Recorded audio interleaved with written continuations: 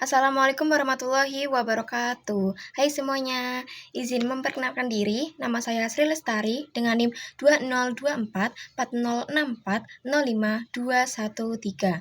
Kemudian yang saya hormati Bapak Dr. Andes Arman, Magister Pendidikan selaku pengampu mata kuliah Media Pembelajaran SD berbasis ICT. Pada kesempatan kali ini, saya akan menjelaskan materi tentang Azure. Langsung saja ke pembahasannya ya. Jadi, Azure singkatan dari A. Analisis linear, yaitu kenali siapa muridnya. Kemudian S. State Objectives, yaitu tentukan tujuan belajar. Kemudian S. Select Methods, yaitu media material, pilih cara dan alat yang cocok. Kemudian U, yaitu Ulysses media dan material, yaitu gunakan media dengan siap. Kemudian ada R, yaitu Recur Learner Participation, yaitu libatkan murid aktif. Dan yang terakhir ada E, yaitu Evaluate and Reverse, artinya evaluasi lalu perbaiki. Kemudian yang pertama akan saya bahas yaitu tentang A, analisis pembelajaran. Analisis pembelajaran artinya kenali dulu murid kita, jangan asal mengejar. Tanyakan dulu siapa audiensnya kita, lalu demografinya bagaimana, usianya berapa, laki-laki atau perempuan, latar belakangnya apa. Anak-anak beda cara belajarnya dengan orang dewasa. Anak-anak butuh bimbingan, orang dewasa lebih mandiri. Lalu, lihat karakteristik umum mereka. Apakah suka belajar sambil dengerin musik atau lebih suka sambil membaca? Lalu, kemampuan awal. Sebelum belajar topik ini, kita harus mengetahui mereka sudah bisa apa. Dan yang terakhir, ada gaya belajar. Anak-anak ada yang memiliki gaya visual, suka gambar. Kemudian ada yang memiliki auditori, suka dengar, atau kinestetik, suka gerak dan praktik. Jadi, jangan pernah melewati langkah ini, karena kalau kita tidak mengenali murid, kita bakalan salah juga cara ngajarinnya. Kemudian S, State Objectives, atau tentukan tujuan belajar.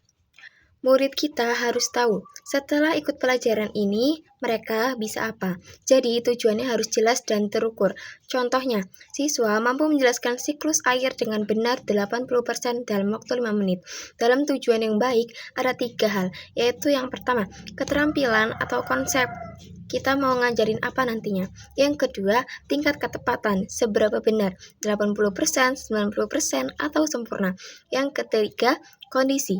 Dalam situasi apa? Boleh lihat catatan atau tidak? Ada batas waktu atau tidak?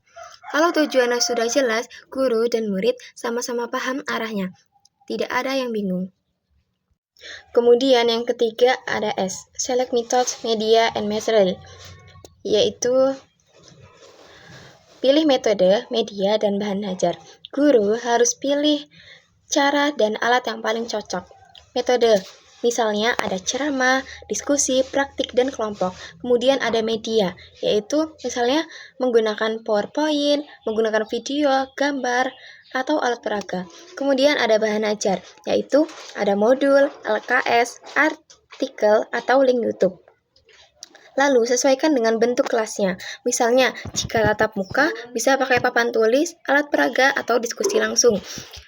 Kemudian, jika menggunakan kelas hybrid, yaitu setengah online, setengah offline, butuh platform seperti Zoom atau Google Classroom.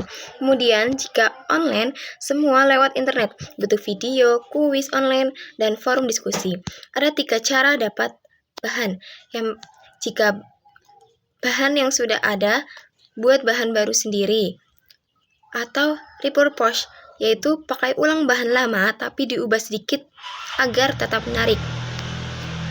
Kemudian nomor 4 yaitu U, Utilize Media and Material, yaitu menggunakan media dan bahannya. Ini langkah eksekusi. Jadi kita tidak boleh asal-asal menggunakannya. Harus siap dahulu. Ada 3 hal yang perlu dilakukan guru, yaitu yang pertama ada preview materials, yaitu cek dulu medianya.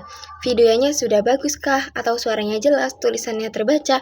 Jangan sampai kita memutar videonya, ternyata videonya rusak. Kemudian ada yang kedua yaitu prepare environment, yaitu siapkan lingkungan belajar.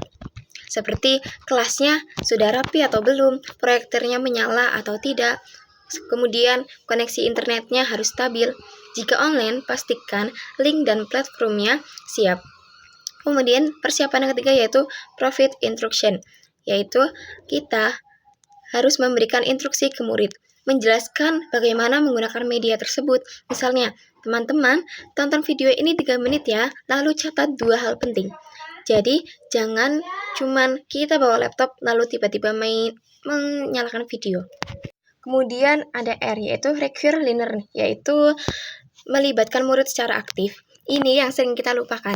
Jadi, murid itu jangan cuma jadi penonton. Kalau cuma mendengarkan, mereka bisa cepat bosan dan gampang lupa.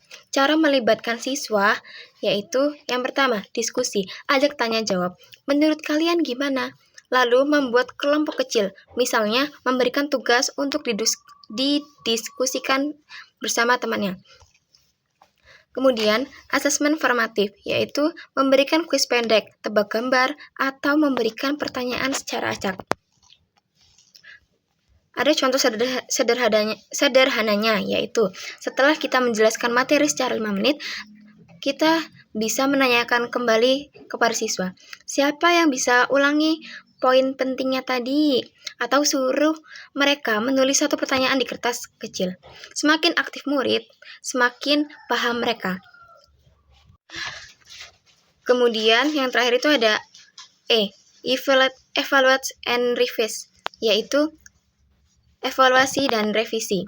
Ini dilakukan di akhir semester atau akhir pelajaran. Jadi, kita jangan langsung lupa ketika selesai mengajar. Evaluasi ini ada 2 hal, yaitu cara mengajar. Apakah kita cara mengajarnya efektif? Apakah murid paham? Apakah suasana kelasnya hidup? Kemudian, media dan bahannya. Apakah menarik di mata mereka? Apakah membantu? Atau malah bikin bingung?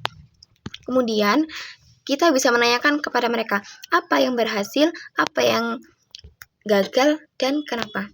Setelah kita tahu jawabannya, kita tahu mana saja yang bisa dijadikan revisi untuk pertemuan berikutnya atau semester depan. Tujuannya yaitu untuk meningkatkan hasil belajar murid. Jadi, evaluasi bukan untuk menyalahkan, tetapi untuk menjadikan kita lebih baik lagi dan berubah ke depannya.